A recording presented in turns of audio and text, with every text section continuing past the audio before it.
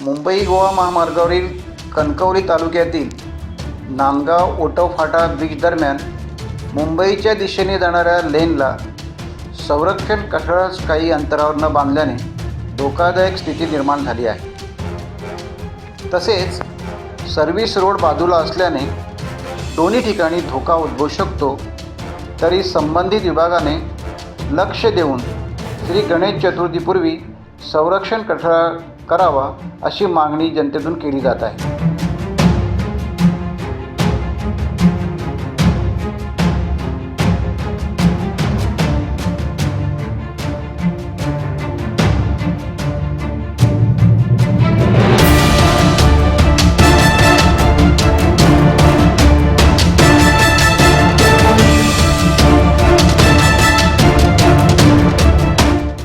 Times डिजिटलला like करा, share करा, subscribe करा आणि बेल आयकॉन दाबायला विसरू नका।